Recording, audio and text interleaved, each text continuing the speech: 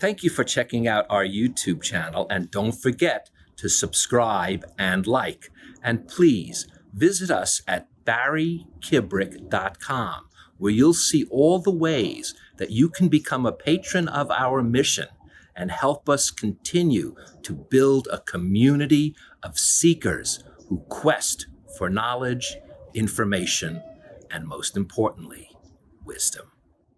Today on Between the Lines, overcoming personal challenges and finding happiness with actress Meredith Baxter. Welcome, I'm Barry Kibrick. Meredith broke new ground in television with her series Bridget Loves Bernie, and is best recognized for her role in the long-running TV hit Family Ties. But in her real life, her family ties were unraveling, and so was Meredith. With her book, Untied, Meredith opens up about all she had to overcome with the hope of helping others find the strength to turn their lives around as well. I'm a writer today because I was a reader when I was 11 years old, and it was... You do not need to prove your state of happiness to anybody. Most of these speeches were as much as a month in preparation. Characters, the heroes in this book, are seekers of truth in a story that involves a lot of I corruption. don't get a chance to really talk about what's real, and it's the perfect for me.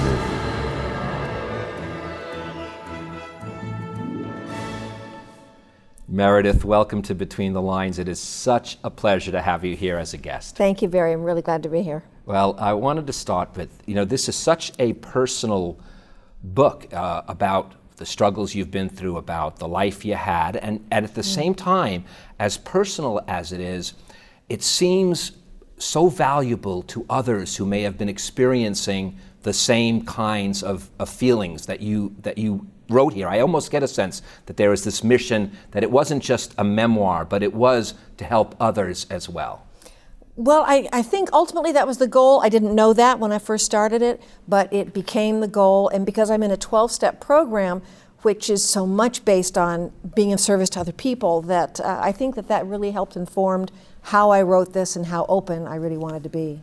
Well, as a young person, you really described your feelings of loneliness and shame with... You can't help but it's visceral. The reader really feels what you were going through, and it's something that oftentimes people feel they suffer alone, and you allow them to see that people go through stuff that you can't even imagine. Do you know what's interesting is all my life I felt damaged as a child. I thought there was something terribly wrong with me.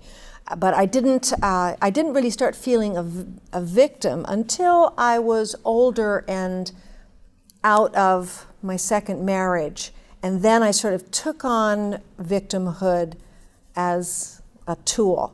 It is powerful. Being a victim is powerful when you think that you need to use it. And that's what I thought I did. Because if you didn't see me as a victim, I didn't feel seen. I didn't feel validated because I wanted you to know how awful I thought my life had been, which is not. I wasn't someone you really want to spend a lot of time with.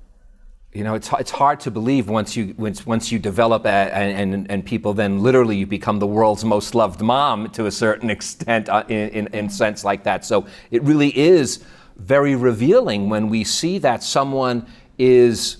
Not that they're not like what they really are. We know actors and actresses aren't really what they are, but how much pain the individual can go through and endure. In one sense, it's powerful on that level that we as humans can endure so much, and on the other, it's like, oh my gosh, how much can somebody endure? Well, we have infinite capacity. Look at people who've really suffered. People who've been imprisoned, people who have been in, big national disasters. That's suffering. Mine was my own little drama, but it wasn't on the great scheme of things. And when you learn to compartmentalize the way I did, like I would go to work, I'd be on Family Ties, every day for 7 years, loved doing that show, and that was an oasis for me. My family life, except for my kids, but my marriage didn't exist when I was there. Well, didn't exist. We go back, though, and you can't help it, you have to go back to mom. And I can't really even use that word because we weren't allowed to. That's right. You weren't allowed to call your mom. She No. was Whitney Blake, and it was so funny. I read, when I started reading it, at first it said Whitney Blake and Hazel, and I remember my mother loving Hazel, but she loved Hazel, and I forgot Whitney Blake played Mrs. Baxter. That was the problem. That was the problem, Yeah. am I right? But she wouldn't even allow that. So here you are, you can't call your mom a mom. No, do you know, I think my mother was very young and beautiful and she had 3 children. And at the time, I think she wanted to be perceived as younger than she was, and my brothers and I weren't impediments to that because we sort of made her seem older than she was. All these kids going, Mom, Mom, Mom. So that wasn't going to happen. So we had to call her by her stage name, Whitney. And if we were introduced to anybody, we were her brothers and sister or niece and nephews. Most people didn't know she had children. There were no photographs of us with her until I was an adult and had children of my own. We were just sort of marginalized there because that's what she needed to do for her career. That's what she thought was the best choice. In retrospect, going back and writing the book and why this was why one of the reasons it was a good adventure for me, I had to get in touch with what did my mother want in her life that she didn't really get. She wanted to be a star. She wanted to be a big star. And she didn't achieve that. She achieved what she termed a second banana on a sitcom. She was marginalized herself. And so there was a lot of disappointment there. And so I can see why her life was difficult in her eyes. And she didn't have room for us. I think ultimately she probably didn't even want to have children. But in those days, back in the 40s and 50s, there wasn't much to do. You just had the children and had to deal with it. And so we were kind of over there growing up with this feeling, well, our mother doesn't want us. And I decided I wasn't loved or lovable. And I developed a belief system that determined the entire trajectory of my life because I internalized it. I thought there was something wrong with me. I thought I wasn't smart. She had no patience for us. She didn't want us around. If they were entertaining, it was like, could you find some place to go? We had to either stay in our rooms or be sent out of the house somewhere so that no one would see us because we weren't supposed to exist. There's a couple of great ironies throughout the book. One is you end up becoming a successful actress, and yet the funniest thing is that was never anything you planned. In a sense, you didn't. It's very funny. We go to restaurants, and of course, in LA, every waiter's an actress or an actor waiting to be. You were almost just the opposite. All you wanted was a paycheck, and the easiest way to get it for you was through acting. So it's a real different set of events that set you going from what set Mom going. And if I stop and think about it, I never talked to Whitney about this, but it must have been hard for her to see me get a success I wasn't looking for and certainly hadn't worked for, hadn't really earned, but there it was happening for me, and she was not doing much in those days. Now, Mom aside, some of her marriages were not best choices for children either. Stepdad, who, by the way, does end up, I thought this was funny, your mom and stepdad are both in showbiz, but as you say, you have to go to your stepdad because you don't know your mom. You really don't know. But he was, well, you used the word, it's creepy. I'm not pulling this out, but there was sexual innuendo between you and him throughout your childhood, throughout as you were even as he's representing you as an actress. Yeah, it was tricky. He was a very interesting guy. He was a colonel in the Navy. No, it's the Air Force. And he came to this marriage. You got to give someone kudos for coming into a marriage and being responsible for little children if you don't have little children.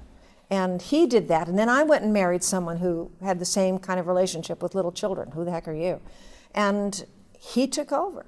My mother basically abdicated, gave us to him, and he took over. And so, yeah, there was sexual innuendo, but he was also the one who made us read. I have to give him the credit for making me a reader, which I might not have found on my own. No one showed up at school, but if anyone, he signed the report cards. He was the one who helped me find a place to live when we came back from Canada. He sent us the money. He bailed me out of jail because I couldn't ask my mother these things. He showed up in ways that I needed, but there was always this ooh at the same time, because he just, he wasn't just in one camp or another. He had a lot, and he was also great for people, many of his clients during the blacklist. He had like Marsha Hunt and Woody Strode and, oh goodness, so many, Strother Martin, these wonderful actors, Frank Silvera, who he got them jobs when they had been blacklisted. And he was very much on the front line of the civil rights movement and helped move me, he shaped me politically.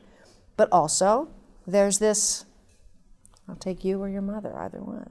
It's like, So I didn't know who he was. I didn't know who to be around him. So eventually I cut my relationship with him because it just felt too dangerous. Yeah, that's the one thing that goes through the book, is that confusion that I can feel. As I said, it's visceral in here with the different people that you come across up until a certain point. I want to say I don't want to say happy ending, who knows how life is going to end, but things do work out here. We're talking about a woman who makes revelations, and we'll get to them. But in those early parts, what confusion. It seems like I'm amazed that you survived it. Well, I'm amazed that I survived my choices, because I couldn't tell, are you a good guy or are you a bad guy? You going to hurt me or what, what's, and basically I was just walking around looking for someone, do you love me? No, do you love me? Will you be kind and take care of me? Okay, and that's how I made my choices. I never had any thought about if I loved someone or not, because I wasn't really in touch with those feelings. No, in fact, you say even it was, what you did know is, though, you had this belief that a man had to be at the steering wheel. I think that's what you say, or something to that effect. That I think that's what I thought. But then also, when the guy is saying, I'm the most important person here, it's like, oh, okay, all right. It's all about me, it's what I earn, it's what my choices, it's what I promised myself, it's my career. It's like, okay. I didn't think I had a voice. I had never had a voice. I didn't know how to have one. So I was in a relationship with someone else who seemed to think I shouldn't have a voice. So it seemed right. Not that I wanted that, not that there was anything that was necessarily pleasant about it, but it was familiar. So that's how, in a sense, when you're in an abusive or an abandoning childhood, that trains you, it shapes you to then go into an abusive, abandoning, violent marriage. One of the big fears you can't help but have is you are becoming an actress. You have young children at a very early age, like Mom, and there's no doubt that through the book, you're very conscious that you don't want to be like your mom, and yet you fear that, am I being just like my mom? Now, that I can tell that you always knew there was a difference, that you were there for your children when they needed it. But the conflict, like you said, if you don't know any better, how can you not have that natural conflict playing through your head all the time? Yeah, I just sort of fell into having children, and I think it was probably a great disservice to them because I was a teenager when I had my oldest. I was 19 when I had my son Ted, and Eva was born like 2.5 years later, and I was the same age as they were emotionally. And if they wanted anything from me, it was like, what? I'd never seen parenting done. I didn't really know what you were supposed to do. And I became another child with them. We'd go to the park and I'd run around and play on all the stuff with them. We were great buddies. I wasn't much of a mother, I don't think. That sort of came later, accidentally, and to the best of my knowledge, my example was to be the anti-Whitney. Right. I was at every soccer game, every track meet, every swimming meet, all the pancake breakfasts, driving carpool, taking lunch. I would do it, and I did it not a lot of the time because I wanted to, but behind that was I have to be there for them because I couldn't bear the idea that they would. Sorry. That's okay. Feel the way I felt.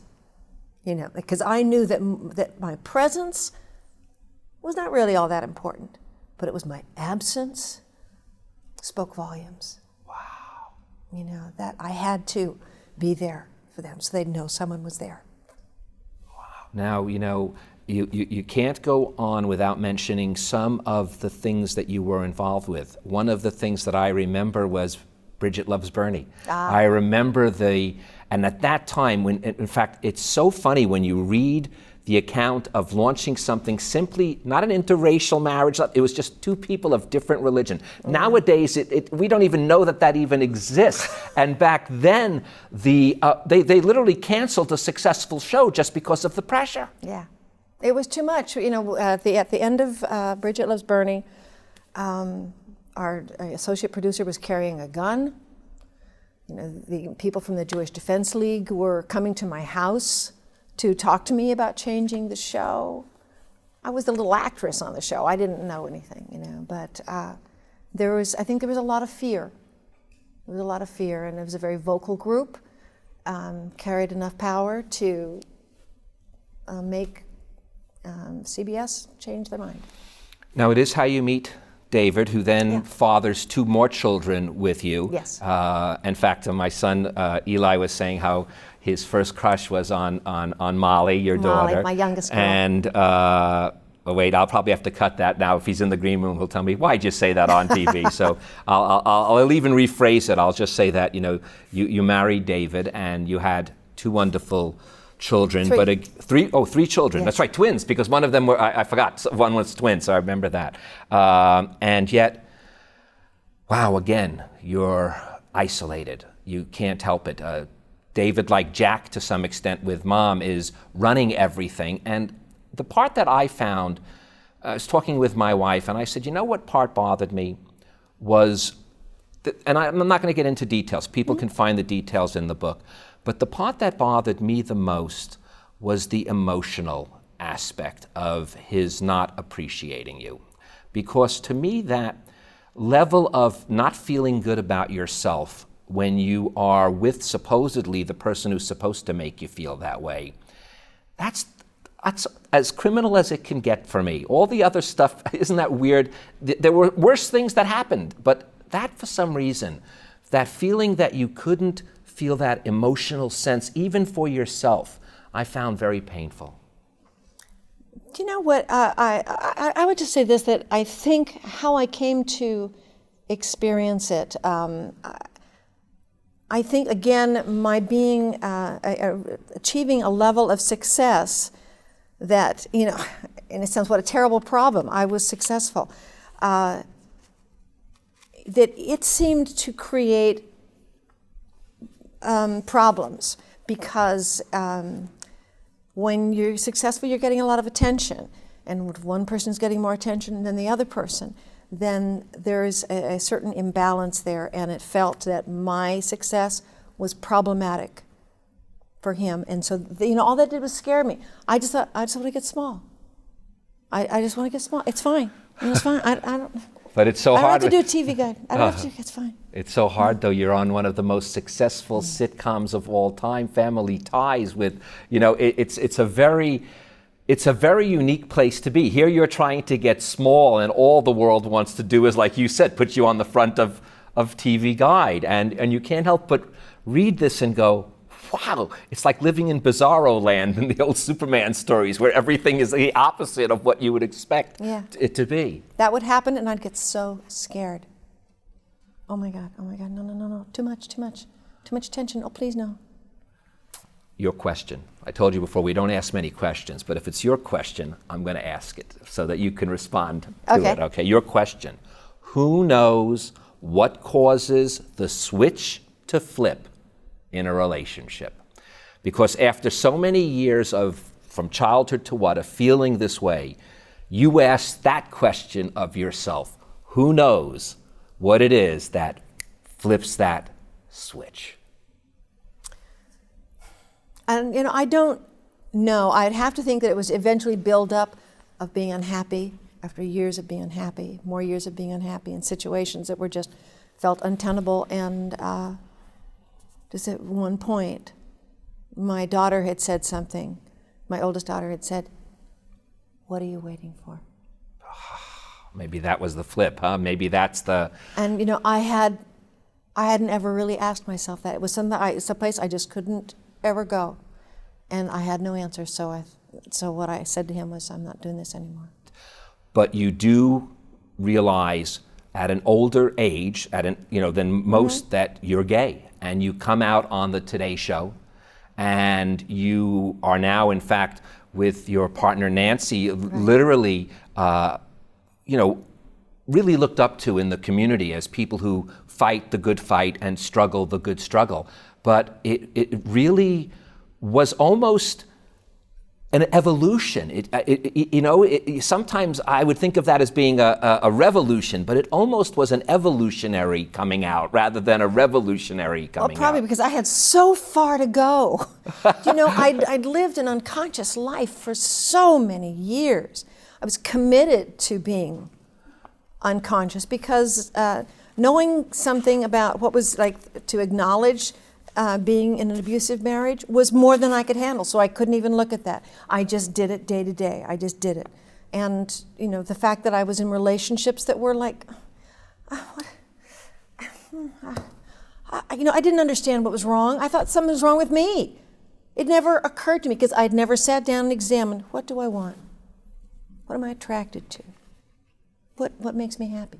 Never asked those questions. I was always in a very reactive state. And it wasn't until, I think it happened just the way it's supposed to happen in God's world. If you believe in God or whatever this world is we're living in, then a woman had moved into my guest house as a tenant, and she was a gay woman, and it was like, I had been around gay women before. I'd known what that was like. It's interesting.